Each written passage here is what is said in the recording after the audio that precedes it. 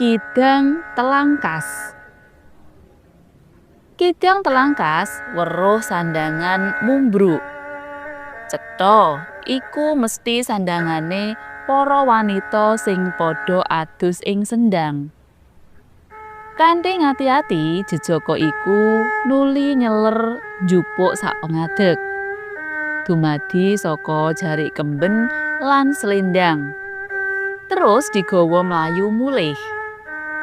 Tekan ngomah didelikake ana sak ngisore pari ing lumbung. Terus njupuk jarik kemben lan slendange emboke sing isih anyar lan resik. Digawa menyang sendang satengahe alas sing kanggo adus para wanita mau. Kebeneran sing padha adus isih ketungkul seneng-seneng.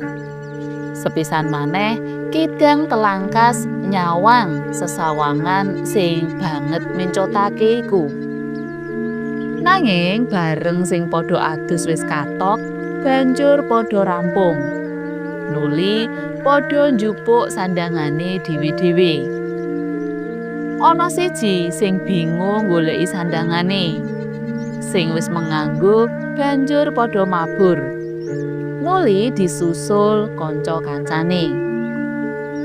Wis ganep 6 sing mabur menyang langit.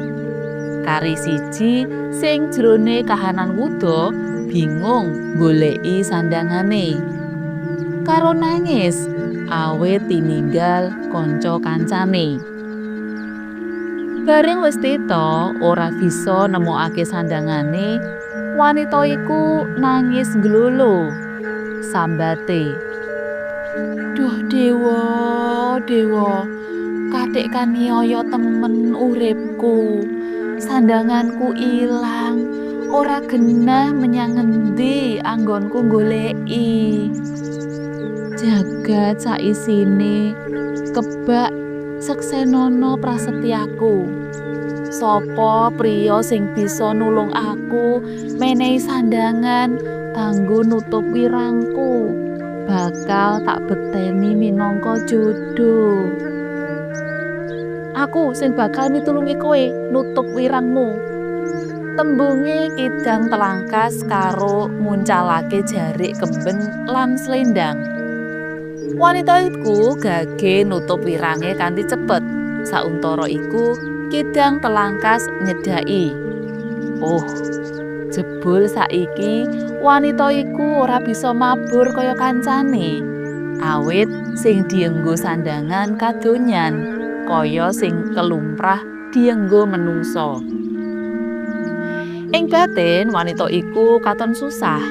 Nanging bareng sing nyedhaki jejaka gagah bagus sembada, rasa sedhihe dadi kalipur. Eling marang prasetyane lan ngrumangsani nasib kang sinandang, wanita Sulistya iku mupus lan pasrah marang lelakon. "Sira iku sapa wong ayu? Dene katik bebarengan kanca-kancamu padha adus ing papan kang arang diambah menungsa." "Aku widadari saka kayangan. Aranku Nawang Wulan. Sira bangsane dewa, menungsa apa siluman?" pitakone sang ayu. Kidang telangkas nglengak. Ing piwulang agama sing digilut ora ana tembung widodari, sing ana mung malaikat. Ora ana kahyangan, nanging swarga neraka. Sapa ndurat jejaka iku? Sak pandurat jejaka iku bingung. Nanging nuli sinamun ing samudana. Wangsulane, "Aku bangsane menungsa. Aranku Kidang Telangkas. Omahku ing Desa Tarup. Mula aku karan Jaka Tarup. Pancen aku iki jejaka, durung duwe bojo. Aku nagih prasetyamu sing jarine sapa priya bisa nutup wirangmu bakal sira bekteni minangka bojo. Tak ngono to?" Nawang Wulan ora bisa selak. Awit kepriye maneh dene saiki ora bisa mabur bali menyang kahyangan. Kapeksane amung bisa pasrah sumarah marang lakuning lelakon. Mula nalika diajak mulih kidang telangkas ora swala. Teka ngomah ndadekake gumun ngungune Nyai Ageng Tarup sarta tangga teparo. Dene kidang telangkas nemu wanita ayune ngudu bilah. Enggaling crita kidang telangkas lan Nawang Wulan katon kawiwaha secara adat padesan lan resmi anggone jejuduan. Eman dene Nyai Ageng Tarup ora suwe anggone nunggoni anak lan mantune. Awit seda jalaran nandhang gerah sawetara. Uripe kidang telangkas lan Nawang Wulan anggone bebrayatan katon rukun lan tentrem. Nyandak wektune Nawang Wulan bobot kaya saklumprahe wong jejodohan. Ndadekake saya tresnane Ki Ageng Tarup loro, iya kidang telangkas. Teka wahyaning mangsa kala, jabang bayi lair. Mijil wanita kang nuli dijenengake Nawangsih. Ki lan Nyai Ageng Tarup banget gemati marang si jabang bayi. Dasar nadyan isih bayi pranyata wis nuduhake tandha yen ing tembe ayu kaya ibune. Jerone mangun brayat ayem tentrem tanpa sambikala meksa ana bab sing ganjel marang panggeliane Ki Ageng Tarup loro, iya Ki Joko Ki Kidang Telangkas. Ora perkara sing wadon kurang bekti, ora. Nawang Wulan banget bekti ngajeni ayu, prigel, semanak. Sing wadon ora nate nutu, kathik ajeg ngliwet utawa adang. Beras ora nate sedya, nadyan parine ing lumbung sak pirang-pirang. Malah pari ing lumbung kaya babar pisan ora nate kalong. Njur sing didang utawa diliwet iku apa? Ing bab iki kidang telangkas banget gumun. Nadyan ora wani takon. Ki Ageng, kula badhe dhateng Lepen ngumbahi popoke si genduk. Ing pawon kula nembe adang, nanging pomo sampun ngantos dipun ungkapi. Pawelinge Nawang Wulan. Ya wis, aja samar. Genine dak benekake ben ora mati. Nawang Wulan budal menyang kali arep ngumbah popoke si bayi Nawangsih. Kaya tembunge mau, saungkure sing wadon, si Ki Ageng menyang pawon. Benekake lan jaga geni pawon aja nganti mati. Sepisan maneh Ki Ageng Tarup gagas. Ora nate sedya beras kok ajeg adang. Iku njur sing diadang apa?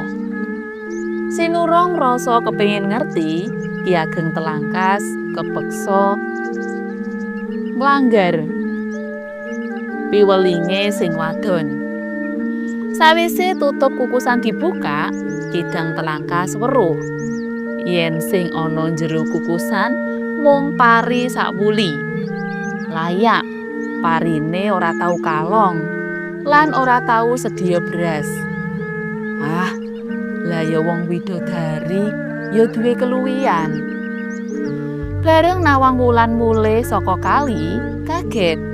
Dene dang-dangane ora bisa dadi sega, isih wutuh pari sakwuli. Sakala iku Nawang Wulan nesu merga piwelinge dilanggar sing lanang.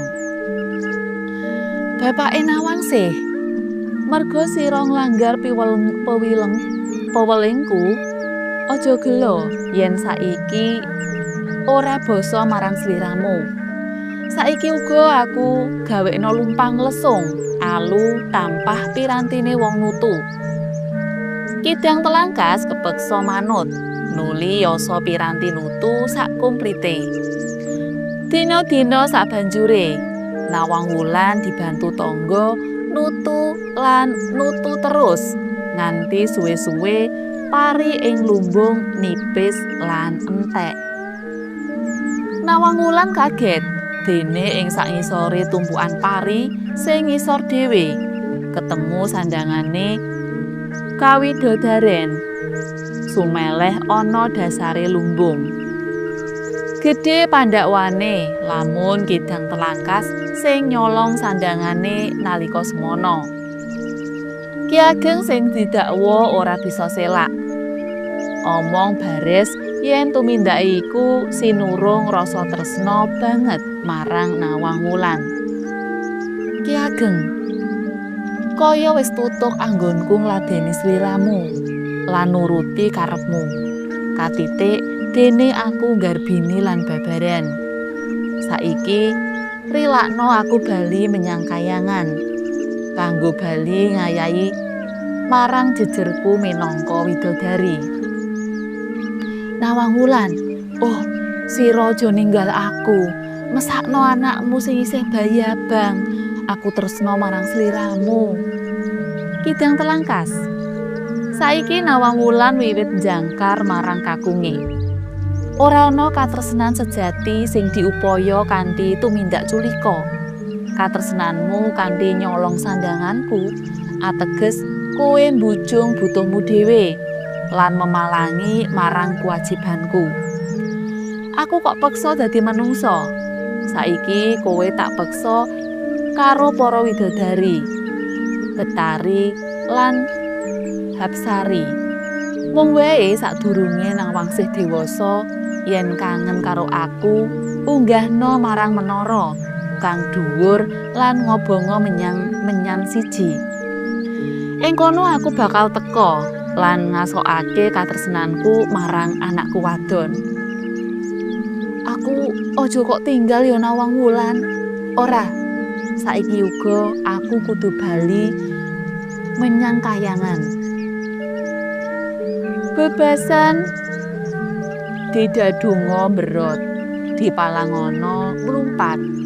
Kidang Telangkas ora bisa nggondeli sing wadon. Sing wis nganggo ageman Kawidodaren. Sakwise si ibu ngesun bayine kaping 3, banjur mabur munggah menyang langit. Cutha.